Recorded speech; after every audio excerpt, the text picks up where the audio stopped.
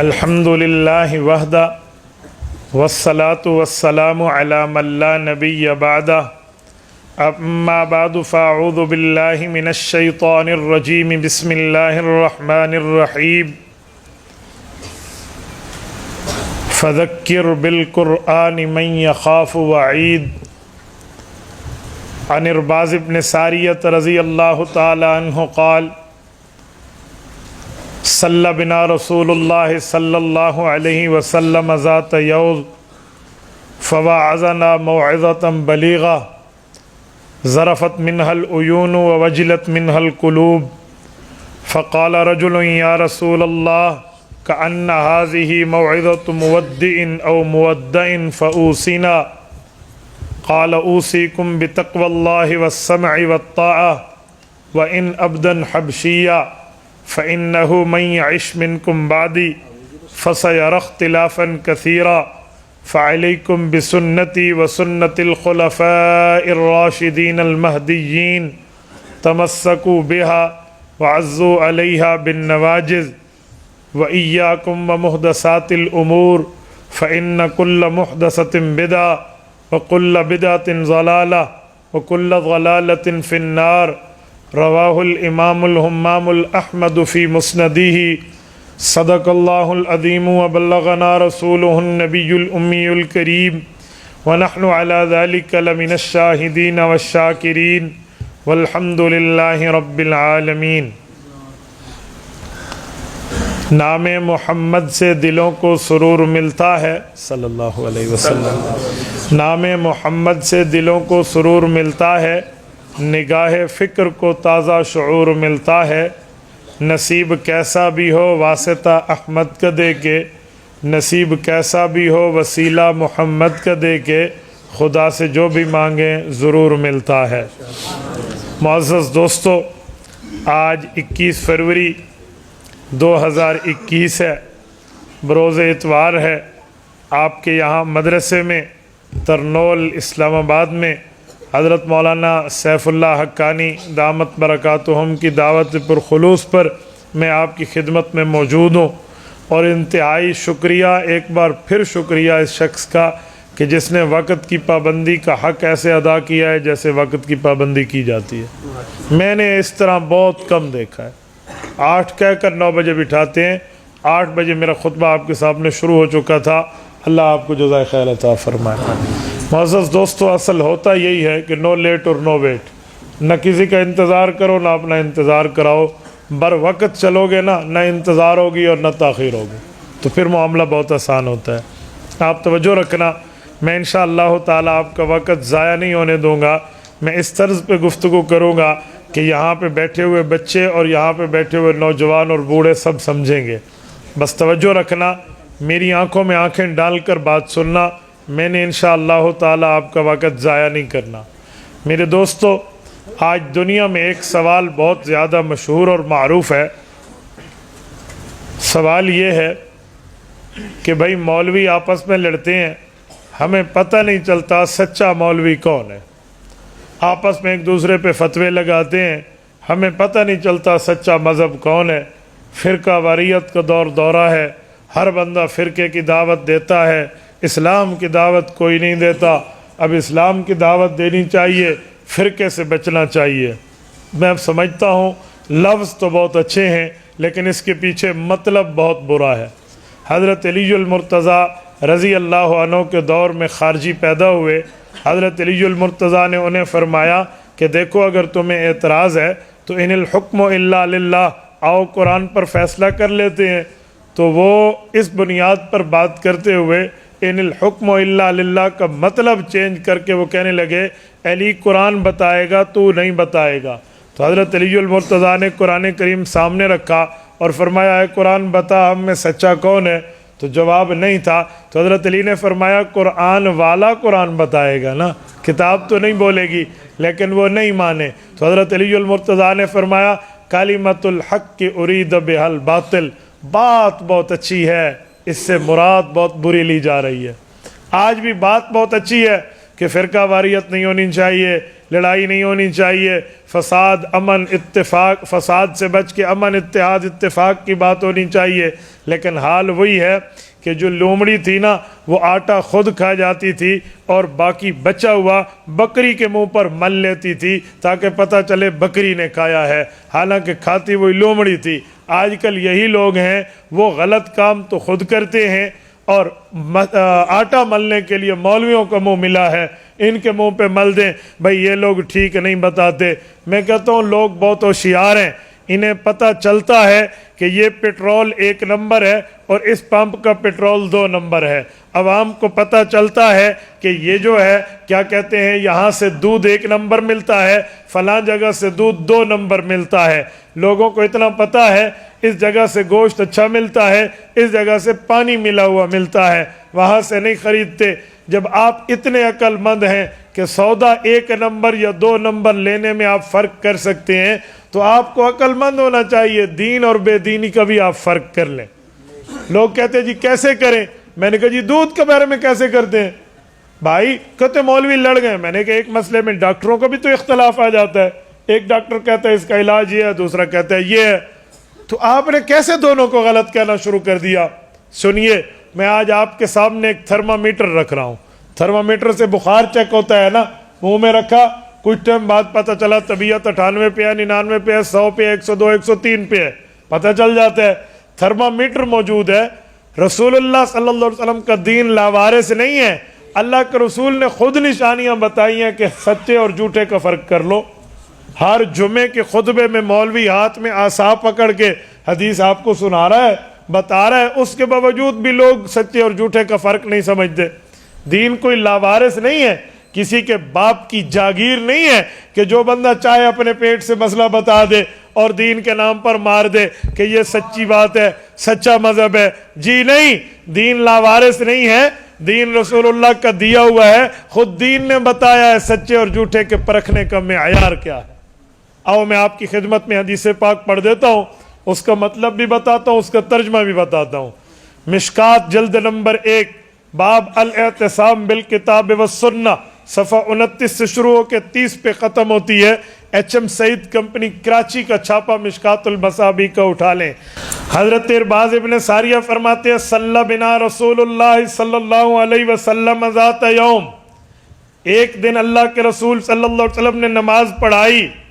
جب رسول اللہ نے جماعت کی نماز پڑھا دی، فواعظنا موعظۃ بلیغہ، اس کے بعد واعظ فرمایا، نصیحتیں فرمائیں، بیان فرمایا، تقریر فرمائی، خطاب فرمایا، ہم سے گفتگو فرمائی۔ ذرفت منہ العیون، ہماری آنکھوں سے آنسو چھلک پڑے۔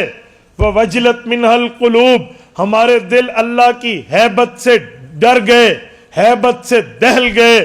فقال رجل، ایک صحابی اٹھے، منا، ہم میں سے، وہ کہنے لگے کأن هذه موعظة مودع او مودع فاوصنا، آپ کا انداز خطابت، وے آف دا ٹاکنگ، آپ کی گفتگو کا طرز، آپ کے بیان کا انداز و اطوار بتاتا ہے آپ الوداعی باتیں کر کے امت کو چھوڑ کے جا رہے ہیں۔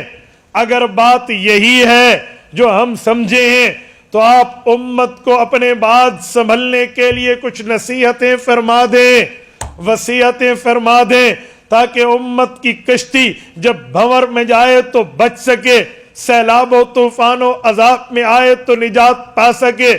اللہ کے رسول نے فرمایا جی جی سنو، اوصیکم بتقوی اللہ، رب سے ڈرتے رہنا، تقوی اختیار کرنا، والسمع والطاعہ، اپنے امیر کی بات کو سن کر بجا لانا، حکم کو ماننا، وَإِنْ عَبْدًا حَبْشِيًّا، وہ حبشی غلامی کیوں نہ ہو، لیکن اگر امیر حق بن چکا ہو اس کی بات کو ماننا۔ کیوں؟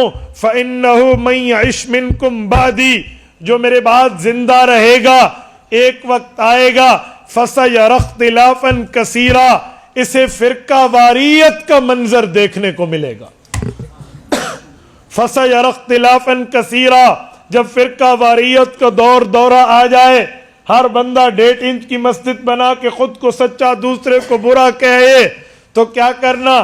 فَعَلَيْكُمْ بِسُنَّتِي، میرے طریقے کو دیکھنا، व सुन्नतिल खुलफाइर राशिदीन अल महदीयीन, हजरत अबू बकर, हजरत उमर, हजरत उस्मान, हजरत अली रज़ियल्लाहु अन्हुम के तरीके को देखना।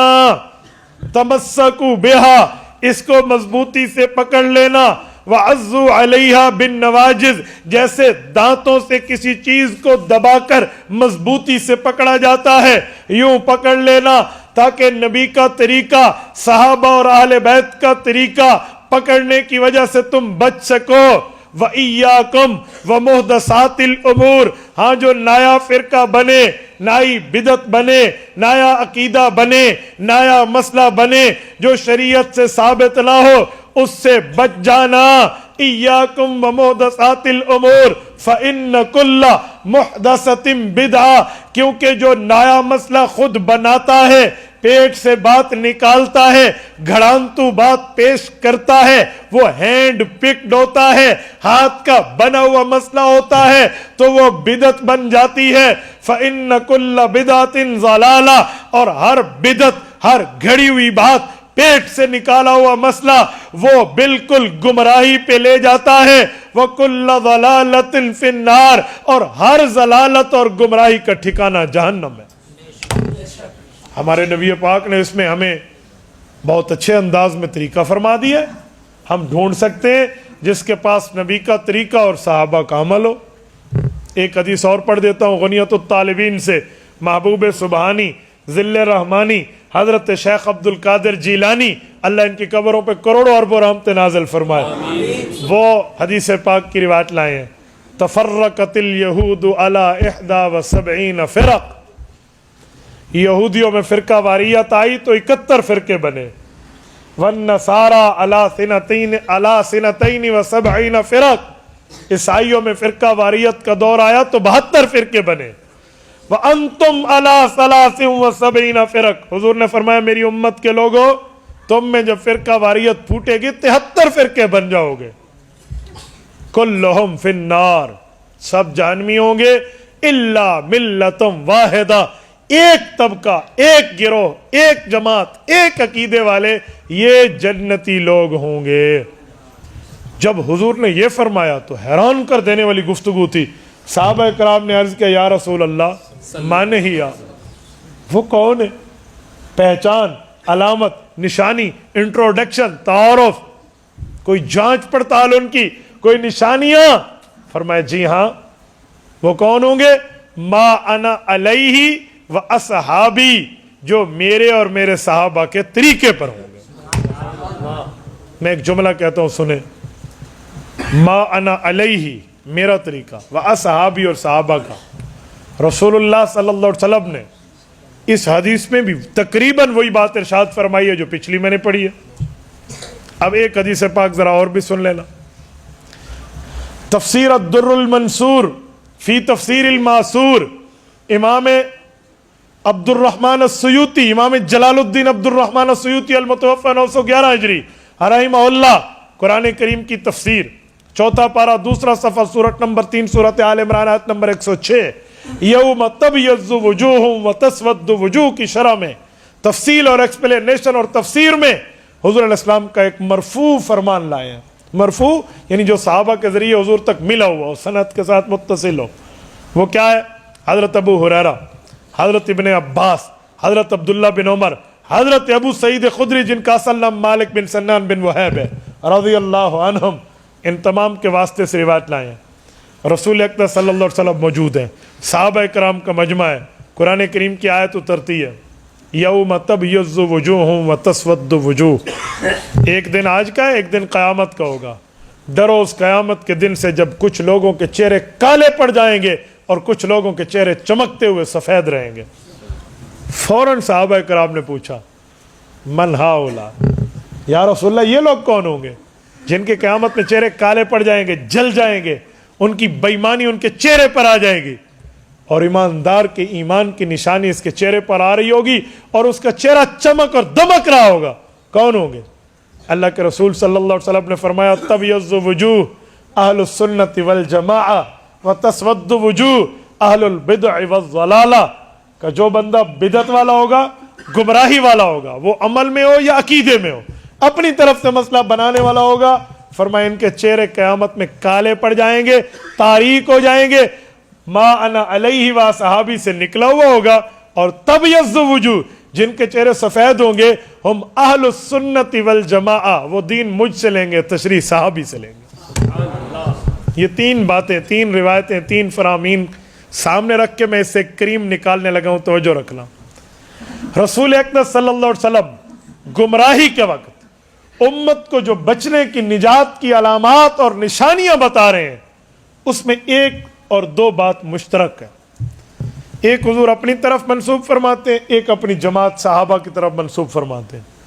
अब रसूलुल्लाह की जमात सहाबा और अहले बैत है और हुजूर की ज़ात है, तो क्या पता चला कि जो बंदा गुमराह है ना, वो हक वाला बनना चाहता है तो हुजूर से दीन ले, सहाबा और अहले बैत से उसकी तशरीह ले। सवाल उठेगा, हुजूर से दीन लेकर हम अहले सुन्नत बने, सहाबा से तशरीह लेकर वल जमात बने।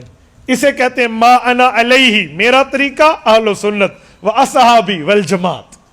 अलैकुम बिसुन्नती अहले सुन्नत व सुन्नतिल खुलफा वल जमात। तो गोया हुजूर ने अहले सुन्नत वल जमात की निशानी जो बताई है, वजह। अब कोई पूछ सकता है कि हुजूर अलैहि सलाम से दीन ले लो, सहाबा कराम और अहले बैत से पूछने की ज़रूरत क्या है? हमें अरबी नहीं आती, तर्जुमा नहीं आता, तो तर्जुमे से खुद समझ जाएंगे। मेरे दोस्तों याद रखना, हमें तर्जुमा आए या ना आए, लेकिन खाली तर्जुमों पे बात नहीं बनती। वो जुमला क्यों कहा गया, कब कहा गया, कैसे कहा गया, किस लिए कहा गया, किसके लिए कहा गया, ये देखने वाला समझता है कि कहने वाला क्या कह रहा है। तो हुजूर फरमाने वाले, सहाबा और अहले बैत देखने वाले, हुजूर बताने वाले, सहाबा और अहले बैत सुनने वाले, उन्हें पता है ये जुमला हुजूर ने क्यों बोला, किसके लिए बोला। बाज़ औक़ात लफ्ज़ एक होता है, तवज्जो रखना, तवज्जो स्लिप ना हो, उसके मतलब कई होते हैं। लफ्ज़ एक होता है, मतलब मुझे बताएं मेरे हाथ में क्या है, क्या है? घड़ी का क्या मतलब है? एक चैन और उसमें एक डायल और उसमें क्या पता चले, वक्त। पक्के हो, घड़ी का यही मतलब है, यही मतलब है ना, ये कोई और है? अच्छा मैं एक सवाल और करता हूँ। एक बंदा गया सऊदी अरब, मदीना मुनव्वरा में हुजूर के रोज़े के पास रहा, बड़ी ज़िंदगी उसने सलात व सलाम पढ़े, बाकी मक्का मुकरमा में जाके हज किए। जब वो वापस आया, मौलाना सैफुल्लाह साहब ने पूछा सुनाओ कैसा रहा? उसने कहा हजरत बड़ी मज़े की घड़ी थी। क्या कहा? बड़ी मज़े की घड़ी। अब उस घड़ी का क्या माना है? ये क्लॉक, ये वॉच? क्यों? आपने तो कहा घड़ी का माना ये चैन लगा हुआ हो और उसमें डायल और उसमें टाइम हो। उसने तो कहा बड़ी मज़े की घड़ी थी जी। अब घड़ी का माना बदल गया ना। अच्छा एक माना और करते हैं, गर्मियाँ आ गई हैं लेकिन कूलर ख़रीदने के पैसे नहीं है इस पर, तो ये गया बाज़ार में कि मैं घड़ा लेकर आता हूँ, पानी पीऊँगा, ठंडा पानी होगा। उधर गया तो घड़ा बहुत महंगा था, तो इसने कहा जी मेरे पास 100 रुपये। उसने कहा जी घड़ा तो 300 का है, घड़ा तो 100 रुपये में नहीं मिलता। तो वो जो कुम्हार था ना, वो जो घड़ा बेच रहा था, उसने कहा घड़ा न लो, थोड़े पैसों में छोटी घड़ी ले लो, छोटी घड़ी गड़ोला, छोटी घड़ी ले लो। अब घड़ी का क्या माना है? वक्त। अब घड़ी का माना है मटका, उसकी तस्वीर बनाए तो मोटा का बनेगा, हाँ छोटा मटका, इसमें तस्वीर है ना, तो छोटा मटका ये घड़ी है। अब घड़ी का एक और माना भी ले लें। एक शख्स आया, मौलाना देखें देखें ये हदीस है। मौलवी साहब ने किताब से चेक की, मौलाना ने कहा मौजू है, घड़ी हुई है। क्या है? घड़ी हुई बात है, इसका माना झूठ है। अब लफ्ज़ एक है घड़ी, एक जगह माना होता है अस्सा वाच, एक जगह माना होता है ज़माना, एक जगह माना होता है छोटा मटका, और एक जगह माना होता है झूठी बात। तो जब हम हुजूर और हुजूर के सहाबा से दीन को नहीं समझेंगे, इस तरह कोई लफ्ज़ हुजूर का बोला हुआ किताबों में आ गया, हम उसका क्या मतलब मुतय्यन करेंगे? हम कैसे बताएंगे हुजूर के इस फरमान का मतलब क्या है? कैसे समझाएंगे जब तक हुजूर के शागिर्दों से पूछेंगे नहीं? एक और बात बताओ, ये क्या है जिससे बात कर रहा हूं और उधर सुना जा रहा है? ये माइक है और वो स्पीकर है? माइक है ना, आवाज़ खींच रहा है, स्पीकर वो बोल रहा है, बता रहा है। ये स्पीकर से तो ये मुराद है, अगर मस्जिद में कहो तो स्पीकर ये है, और कौमी असम्बली में कहो तो स्पीकर कौन है? वो है मैंने जो सबको कंट्रोल कर रहा है। وہ ہے میں نے جو سب کو کنٹرول کر رہا ہے، وہ اسپیکر ہے. تو آپ بتائیں ذرا چیئرمین کسے کہتے ہیں؟ میں بھی چیئرمین ہوں، کرسی پہ بیٹھا ہوں نا، چیئرمین کرسی، مین مانا بندہ، میں بھی چیئرمین ہوں. لیکن ایک ڈپارٹمنٹ کا چیئرمین نیچے بیٹھ جائے وہ پھر بھی چیئرمین ہے، کرسی تو اس کے ساتھ نہیں لگی ہوئی، تو کیوں چیئرمین ہے؟ آپ کیا اس وقت جسٹ مین ہے، چیئرمین نہیں ہے. کیوں نہیں؟ ہم کہیں گے نہیں بابا چیئرمین ہے. ایسا ہے یا نہیں ہے؟ اب میں آپ کو ایک لفظ مزید کھولتا ہوں، شاید آپ کو مشکل لگے. ایک ہے میں نے روٹی کھائی ہے، تو کھانے سے روزہ ٹوٹے گا یا نہیں ٹوٹے گا؟ بولیے. دن میں ایک بندہ روٹی کھا لے تو کھانے سے روزہ ٹوٹتا ہے نہیں ٹوٹتا؟ پکے ہو کھانے سے روزہ. اور ایک بندے نے قسم کھائی ہے، اس کا روزہ ٹوٹتا ہے؟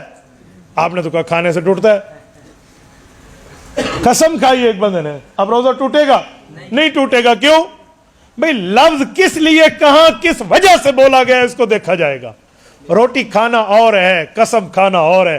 ادھر اسپیکر کمانا اور ہے، قومی اسمبلی اور نیشنل اسمبلی ہال میں اسپیکر کمانا اور ہے. ادھر گھڑی کمانا اور ہے، اور 4 قسموں کی گھڑیوں کمانا اور ہے.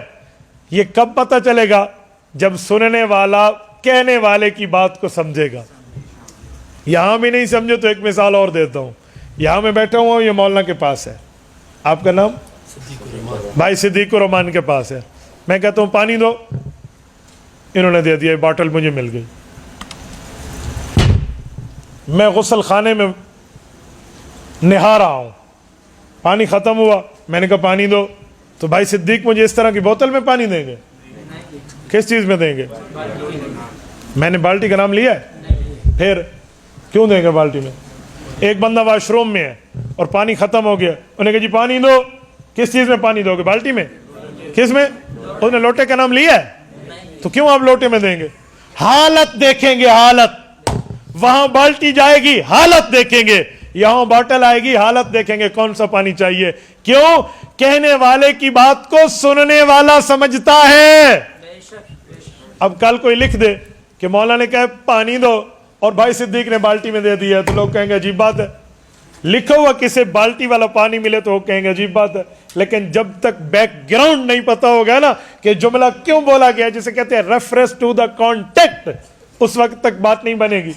اسی طرح بلا تشبیہ و مثال سمجھاتا ہوں، ہمارے پاک پیغمبر بولنے والے ہیں، فرمانے والے ہیں، بتانے والے ہیں، سنانے اور سمجھانے والے ہیں. حضور کے شاگرد وہ صحابہ ہوں یا حضور کی آل بیت ہو، وہ سننے والے ہیں، سمجھنے والے ہیں، ان تک بات پہنچ رہی ہے. اب ہم اہل سنت بنیں گے، دین نبی سے لیں گے، والجماعت بنیں گے، تشریح ان سے لیں گے کہ یہ عینی شاہد ہے. انہیں پتہ ہے یہ جملہ کیوں بولا گیا، کہاں بولا گیا، کس لیے بولا گیا. اسی وجہ سے فرقہ واریت کے خاتمے کا حضور علیہ الصلوۃ والسلام نے معیار بتا دیا کہ فرقے ٹوٹ جائیں گے، فرقہ واریت دفن ہو جائے گی اگر میری امت دین مجھ سے لے، تشریح میری جماعت سے لے. نہ کسی مولوی کی بات کی ضرورت، جزاک اللہ جزاک اللہ، نہ کسی مولوی کی بات کی ضرورت، نہ کسی پیر فقیر کی بات کی ضرورت. ضرورت اس کی ہے جو حضور علیہ الصلوۃ والسلام کے قریب بیٹھا ہے، وہ فیصلہ کر دے گا. تو آپ جب دودھ اچھا اور 2 نمبر پہچان جاتے ہیں، گوشت پہچان جاتے ہیں، تو آپ اپنے پاس یہ چھڑی بھی رکھے نا. کوئی بندہ آپ کو کوئی عقیدہ بتائے، مسئلہ بتائے، کوئی بات بتائے، اس سے پوچھو مجھے حضور اور حضور کے صحابہ کی مہر سے دکھا دو، میں تجھے سچا مان لوں گا.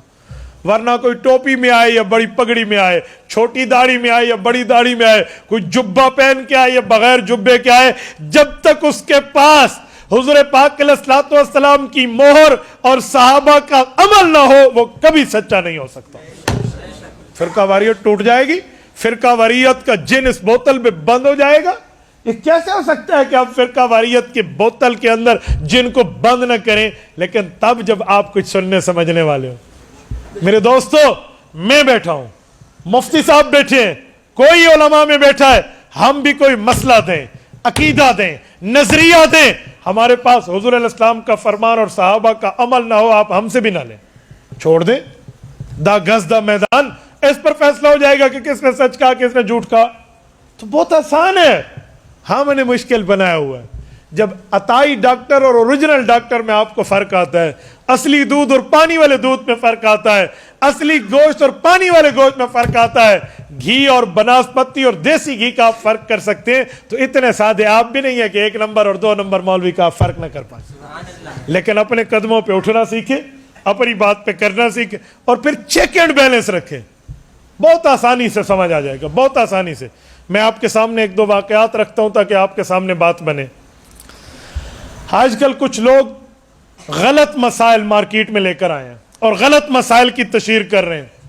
آپ جائیں نا مارکیٹ میں کوئی چیز خریدنے، وہ کہیں گے یہ اوریجنل ہے اور یہ اس کی کاپی ہے.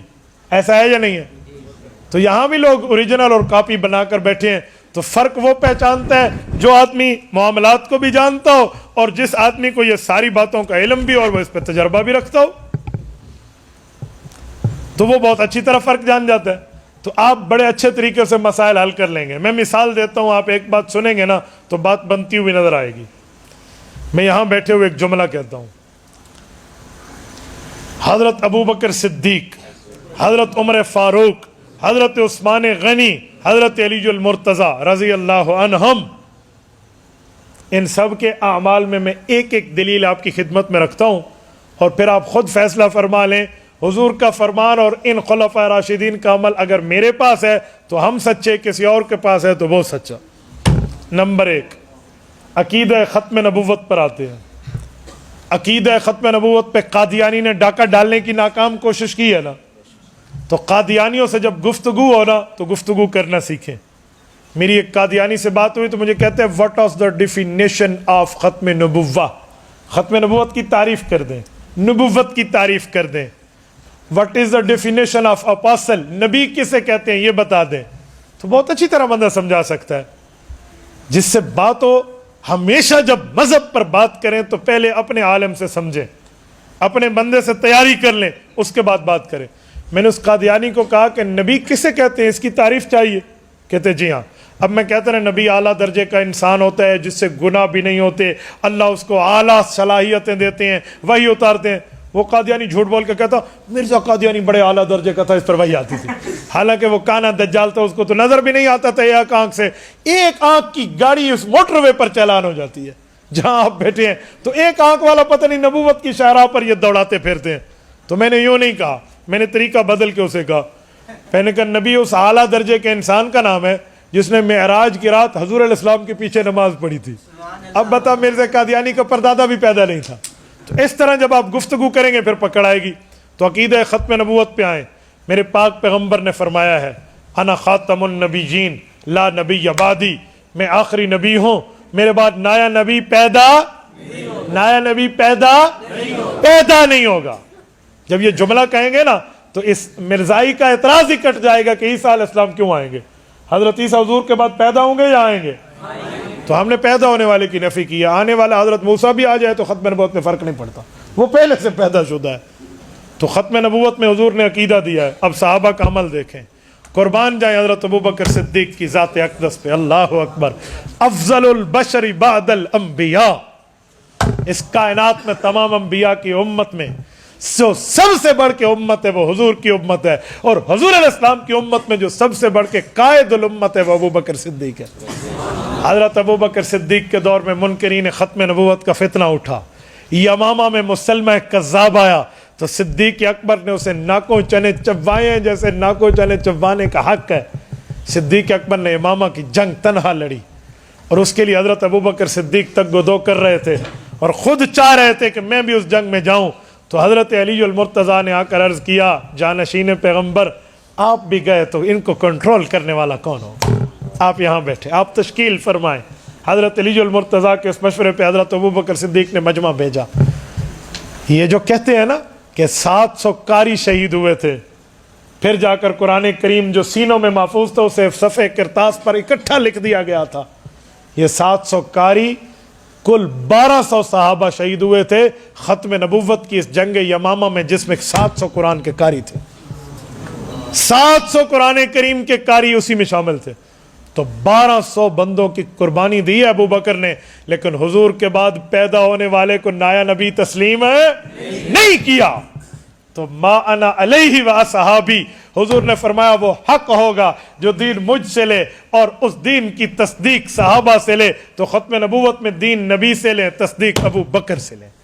आज जिसके पास खत्म नबूवत है, अमल हुजूर का लें और तस्दीक सहाबा की है, अबू बकर की है, तो वो सच्चा है। जिसके पास अबू बकर की तस्दीक नहीं है वो अकीदा खत्म नबूवत पे झूठ बोल रहा है। अगर ये तस्दीक मिर्जे के पास है तो मिर्जे को सच्चा कह दे जो क़यामत तक नहीं हो सकता, और ये तस्दीक हम आले हक के पास है तो इन आले हक को सच्चा कह दें कि इनके पास ये तस्दीक मौजूद है। एक मिसाल मैं और देता हूँ। हज़रत अबू बकर सिद्दीक से एक मसला और भी साबित है। जब सैयदना अबू बकर सिद्दीक रज़ी अल्लाह तआला अन्हु की वफ़ात का वक्त आया, आओ मैं हवाले से पढ़ रहा हूँ कुरान करीम, सूरत कहफ,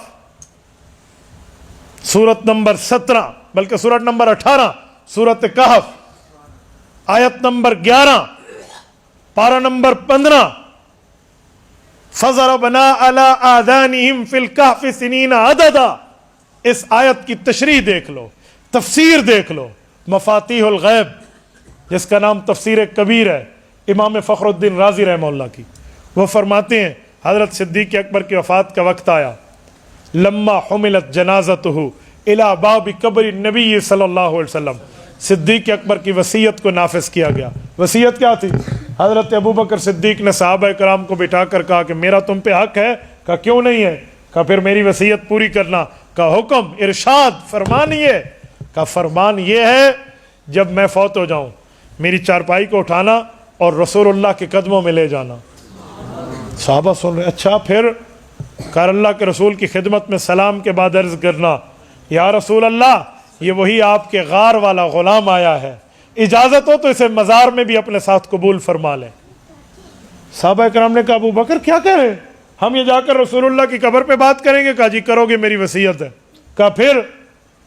कहा फिर मुझे और मेरे मौला के मामले को छोड़ देना। मुझे यकीन है, हाँ यकीन है, आका इनामदार मुझे रद्द नहीं फरमाएंगे, मुस्तरद नहीं फरमाएंगे, वो मुझे कबूल करेंगे।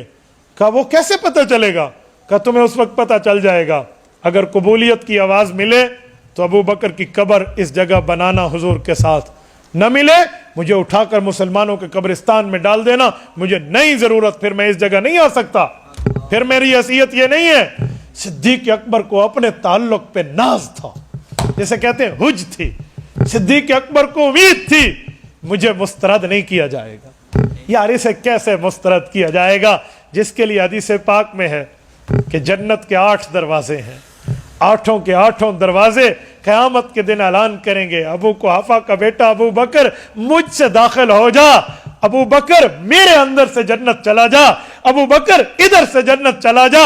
मैं भी दूसरे दरवाजों को कह पाऊंगा तुम्हारी क्या किस्मत, मुझसे अबू बकर गुजरा है।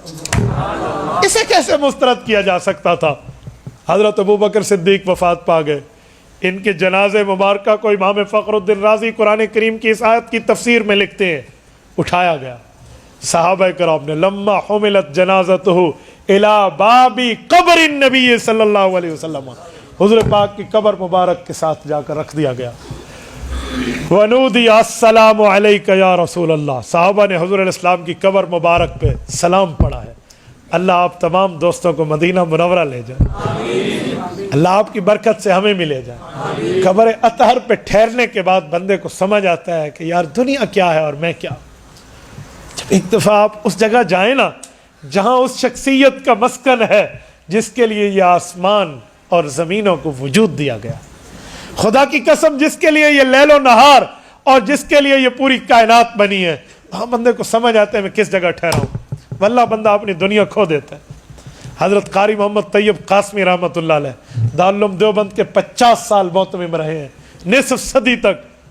वो जब हुजूर के रोज़े पे जाते तो एक जुमला कहते, ये दिल में अरमा है अपने तैयब, मज़ार अक़दस पे जाके एक दिन सुनाऊँ उनको मैं हाल दिल, सुनाओ उनको मैं हाल दिल का, कहूँ मैं उनसे सलाम ले लो। ये वहाँ पता चलता। हुज़ूर इस्लाम के सहाबा ने हुज़ूर इस्लाम की कब्र अतहर पे सलाम पेश किया और सलाम पेश करके अर्ज़ किया, हाज़ा अबू बकर बिल बाब, ये अबू बकर आपके दरवाजे पे इजाज़त लेने आया है। वनूदिया अदखिलुल हबीब इलल हबीब, यकायक मंजर बदला, قبر مبارک سے انہیں آواز سنائی دی، یہ دنیا میں بھی یار تھا، آج بھی یار ہے، یار کو یار کے پاس پہنچا دو۔ سبحان اللہ۔ نعرہ تکبیر، عقیدہ حیات النبی، عقیدہ حیات النبی، نعرہ تکبیر۔ ادخل الحبیب الی الحبیب۔ آپ بتائیں صدیق اکبر نے ایسے وصیت نہیں کی تھی، ابو بکر صدیق رضی اللہ عنہ نے وصیت کرائی ہے، صحابہ کرام نے جا کر پہنچایا ہے۔ اگر کسی صحابی کا نظریہ ہوتا کہ پیغمبر کی قبر پہ سلام ولام کی ضرورت نہیں ہے، بس اللہ پہنچاتا ہے، تو وہ یہ وصیت مانتے؟ قرآن کریم میں دنیا سے جانے والا غلط وصیت کرے تو پچھلے بدل دیں، تو انہوں تو نہیں بدلی۔ اٹھا کر جنازے کو لے جانے والے عمر فاروق ہیں، جس کے ایک کوڑے پہ مدینہ کی زمین کا زلزلہ رکا اور قیامت تک رکا رہے گا۔ دجال کے وقت 3 زلزلے آئیں گے اور کمزور ایمان والے مدینہ سے نکل جائیں گے، اس سے پہلے ایک زلزلہ مدینہ منورہ میں نہیں آنا۔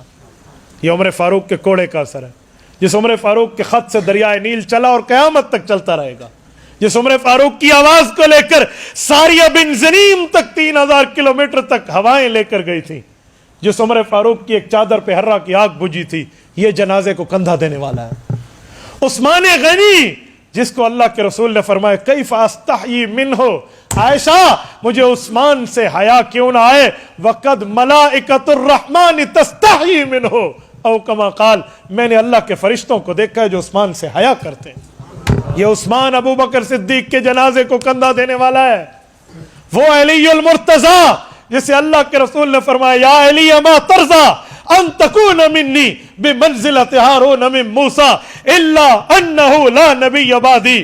علی، اللہ نے جنت میں تجھے میرا اور میرا تجھے پڑوسی بنایا ہے، اور تیرا اور میرا معاملہ ایسے ہے جیسے موسیٰ علیہ السلام اور حضرت ہارون کا تھا، جیسے وہ بھائی تھے ایسے آپ اور ہمارا تعلق بھی بھائی چارے والا۔ علی تو راضی ہے کہ جی میں راضی ہوں۔ یہ علی المرتضی حضرت ابو بکر صدیق کے جنازے کو کندھا دینے والا ہے۔ دنیا میں مولوی اس کی پاؤں کی خاک بھی نہیں ہے، تمام کے تمام دنیا سے بھر جائیں۔ علماء نے لکھا ہے کہ اگر کروڑوں ابو حنیفہ سے دنیا بھر جائے جو صحابہ کے عظیم شاگرد ہیں، کروڑوں شیخ عبد القادر جیلانی سے اس دھرتی کو بھر دیا جائے جو سلسلہ قادریہ کے چشم و چراغ ہیں، پھر بھی ایک صحابی کے ایک رتبے تک نہیں پہنچا جا سکتا۔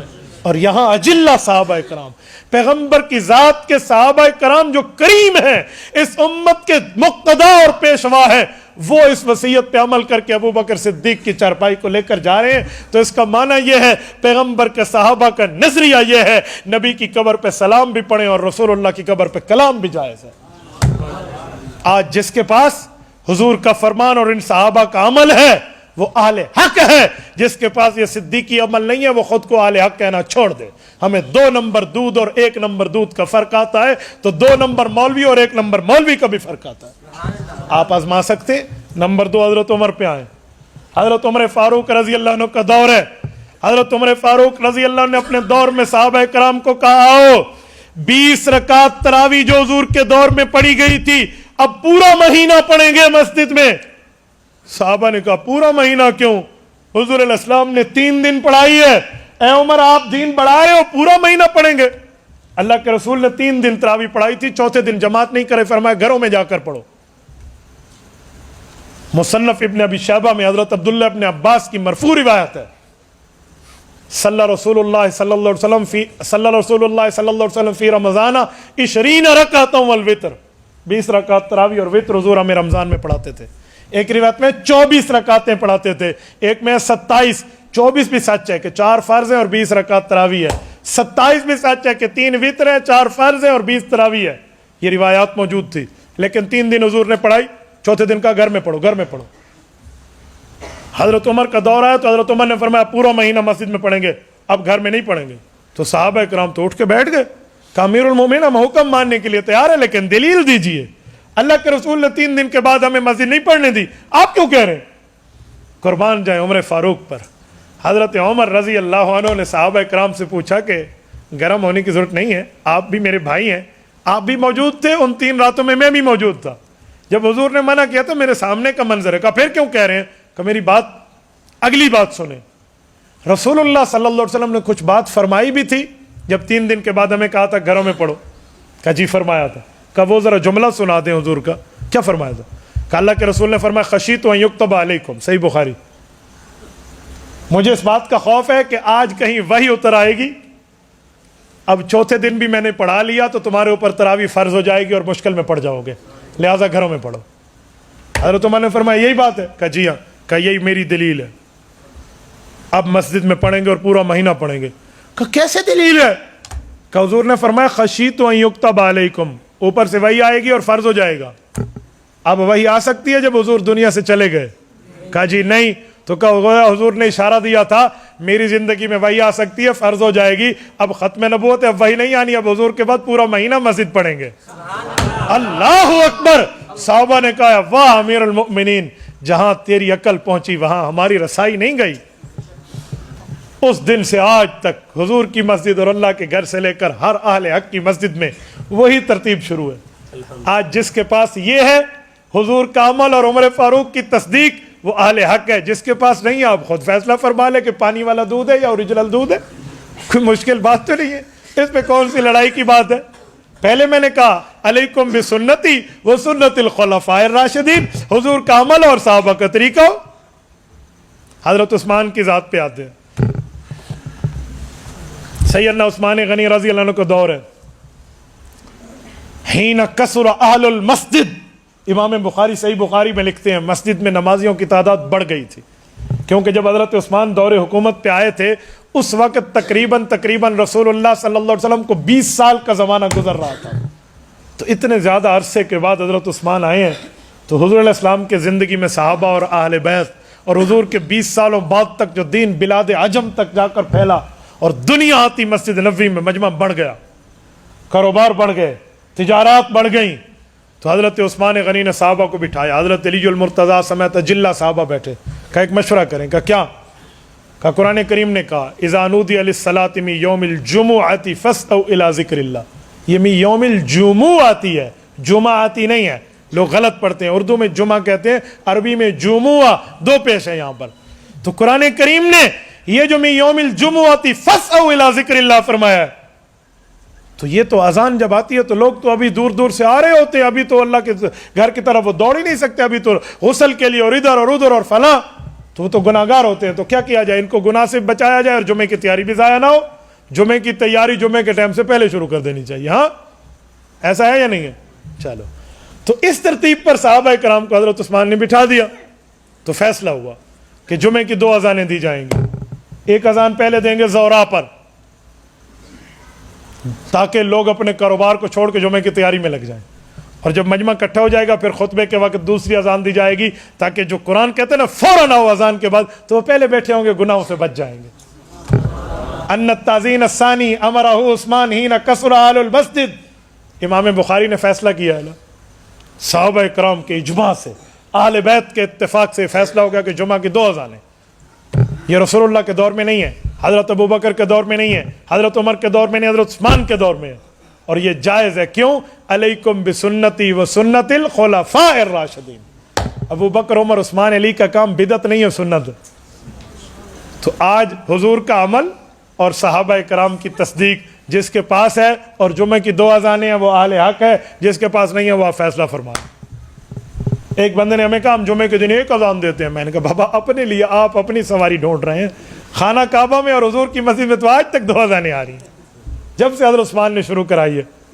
جن کے پاس ان کی تصدیق ہے وہ اہل حق ہے۔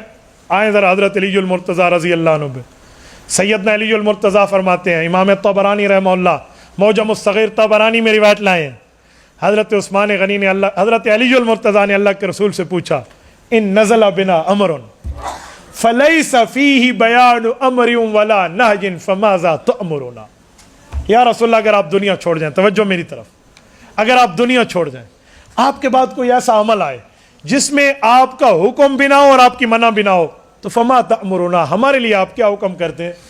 ہاں بھی نہ ہو نہ بھی نہ ہو، کوئی ایسا مسئلہ آ جائے تو ہم کیا کریں؟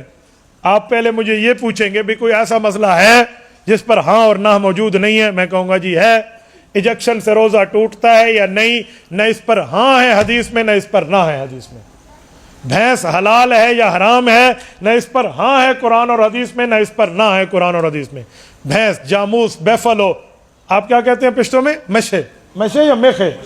اچھا چلو، تو یہ پورے قرآن میں کہیں نہیں ہے جاموس کا لفظ، تو پھر بھینس کیسے حلال ہوئی؟ انجیکشن سے روزہ ٹوٹا یا نہ ٹوٹا؟ نہ ہاں میں جواب ہے نہ نہ میں جواب ہے، چلو گنو، تو کہاں سے لیں گے معاملہ؟ تو ایسے کئی مسائل ہیں، میں نے 2 بتائے ہیں۔ امام صاحب رحمۃ اللہ علیہ نے نماز کے 70,000 مسائل کا حل اس کو فقہ کی روایات میں لکھا ہے، صرف نماز کے مسائل پر، ورنہ 12,90,000 مسئلے پوری فقہ حنفی میں امام صاحب نے صحابہ سے پڑھ کے لکھوا دیے ہیں۔ تو بعض مسائل ایسے ہیں، تو یہ سوال حضرت علی المرتضیٰ کے ذہن میں آیا اور انہوں نے رسول اللہ صلی اللہ علیہ وسلم سے پوچھ لیا، تو اللہ کے رسول صلی اللہ علیہ وسلم نے فرمایا بہت اچھا حل، تو شاورون العابدین والفقہا، فقہا سے مسئلہ حل کر لینا، بات فائنل ہو جائے گی۔ اور فقیہ کون ہے؟ ایکسپرٹ آف دا ہولی شریعہ، شریعت کا ماہر، دین کا اسپیشلسٹ، یہ فقیہ ہے۔ اور صحیح بخاری جلد نمبر 2 کتاب الاحکام باب اجر الحاکم صفحہ 1072 یا 76 کی روایت ہے، حضرت عمرو بن عاص رضی اللہ عنہ کے واسطے سے ہے، ساری 1092 کی روایت ہے، حضرت عمرو بن عاص کے واسطے سے ہے۔ رسول اللہ صلی اللہ علیہ وسلم نے ارشاد فرمایا اذا اجتہد الحاکم فاجتہد واصاب فلہ اجران ان اخطا لہ اجر، او کما قال علیہ السلام، کہ جب مجتہد اپنے اجتہاد سے فیصلہ کرے اور ٹھیک کرے تو رب 1 کے بجائے 2 نیکیاں دیتا ہے، اور اگر وہ غلطی کر لے تو اللہ 2 کے بجائے 1 ثواب پھر بھی دیتا ہے۔ اسی لیے ہم کہتے ہیں نبی معصوم ہے، اس سے غلطی ہو نہیں سکتی، صحابہ محفوظ ہیں، غلطی ہوئی تو رب معاف فرما دیتا ہے، فقہا معجور ہیں، ان سے غلطی ہو جائے تو اللہ 2 کے بجائے 1 اجر دیتا ہے۔ محفوظ بھی ہم مانتے ہیں، معصوم بھی ہم مانتے ہیں، معجور بھی ہم مانتے ہیں، خدا، مصطفیٰ، فقہا، ہم سب کے قائل ہیں۔ تو جب یہ بات آ گئی، مسائل کا حل ہوگا، فقیہ اپنی مہارت سے حل کرے گا تو بات فائنل ہو جائے گی۔ چلو جو 2 باتیں میں نے کی وہ مسئلے کا حل بھی لے لیں۔ انجیکشن سے روزہ نہیں ٹوٹتا، وہ گوشت والا ہو یا وہ رگ والا ہو، آئی وی انوی کا کوئی مسئلہ نہیں ہے۔ آپ کہیں گے کیسے؟ میں جواب دیتا ہوں، امام صاحب رحمۃ اللہ علیہ کی کتب میں اس کا جواب موجود ہے، فقہ حنفی میں اس پر تفصیل ہے۔ ایک شخص روزے سے ہے اور اسے انجیکشن لگاتے ہیں، اب روزہ ٹوٹا، دلیل نہیں ہے، نہیں ٹوٹا، دلیل کی وضاحت نہیں ہے، تو کیا کریں گے؟ ہم نے کہا نہیں ٹوٹا، کہا دلیل؟ ہم نے کہا دلیل ہے، رسول اللہ صلی اللہ علیہ وسلم کے دور میں صحابہ روزے سے ہیں، ایک صحابی کو بچھو نے ڈنگ مارا ہے، تو جسے بچھو نے ڈنگ مارا ہے حضور نے نہیں فرمایا تیرا روزہ ٹوٹا، بچھو کے ڈنگ مارنے سے زہر جسم میں داخل ہو گئی تو روزہ نہیں ٹوٹا، انجیکشن کی نیڈل لگنے سے بھی دوائی جسم میں داخل ہو گئی تو روزہ نہیں ٹوٹا۔ توڑ دے کوئی دلیل ہمارے امام کی۔ میرے دوستو، بھینس حلال ہے یا حرام ہے؟ بھینس کا لفظ تو قرآن حدیث میں نہیں ہے، ہم نے کہا جی حلال ہے، کہ جی قرآن حدیث میں نہیں، ہم نے کہا جی نہ ہو، حضور علیہ الصلوۃ والسلام نے اس کا معیار دیا، تو شاورون العابدین والفقہا، فقہا سے مشورہ کر لو، فقہا حل دے رہے ہیں۔ اجی کیا حل ہے؟ انہوں نے کہا جی قرآن کریم میں کسی جانور کو حلال کہا ہے؟ کہ جی ہاں، سورۃ نمبر 2 سورۃ البقرہ پارہ نمبر 1 میں رب کائنات نے گائے کو حلال فرمایا ہے۔ کہ جی گائے کو کیسے حلال کیا؟ کہ قرآن میں ان تذبحوا بقرہ، گائے حلال ہے۔ اچھا گائے جو حلال ہے تو وہ حلال ہے؟ جی ہاں، آؤ ایک طرف گائے کو رکھو، ایک طرف بھینس کو رکھو، گائے کی 1 دم، بھینس کی 1 دم، گائے کے 2 سینگ، بھینس کے 2 سینگ، گائے کے 4 پاؤں، بھینس کے 4 پاؤں، گائے کے 4 تن، بھینس کے 4 تن، جو اس کی خوراک وہ اس کی خوراک۔